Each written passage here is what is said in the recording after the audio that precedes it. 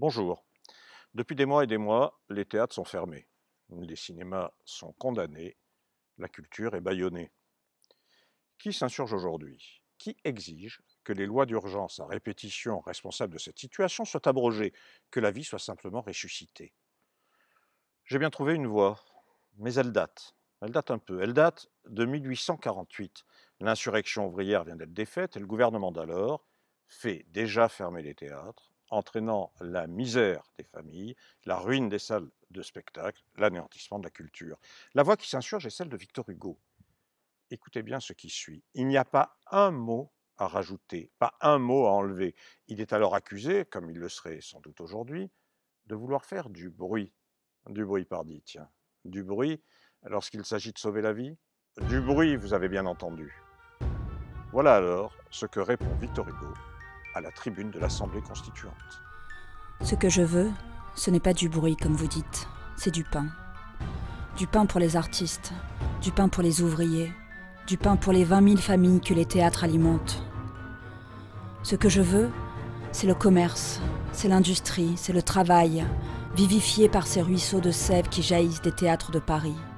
C'est la paix publique, c'est la sérénité publique, c'est la splendeur de la ville de Paris, c'est l'éclat des lettres et des arts, c'est la venue des étrangers, c'est la circulation de l'argent, c'est tout ce que répandent d'activité, de joie, de santé, de richesse, de civilisation, de prospérité, les théâtres de Paris ouverts. Ce que je ne veux pas, c'est le deuil, c'est la détresse, c'est l'agitation, c'est l'idée de révolution et d'épouvante que contiennent ces mots lugubres. Les théâtres de Paris sont fermés. Je l'ai dit à une autre époque et dans une occasion pareille, et permettez-moi de le redire. Les théâtres fermés, c'est le drapeau noir déployé.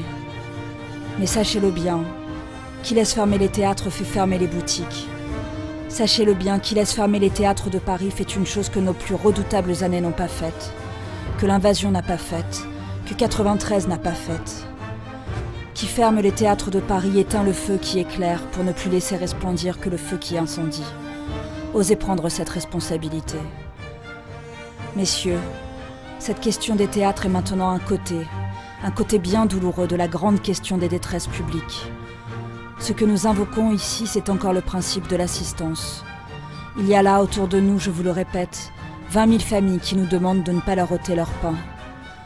Le plus déplorable témoignage de la dureté des temps que nous traversons, c'est que les théâtres, qui n'avaient jamais fait partie que de notre gloire, font aujourd'hui partie de notre misère.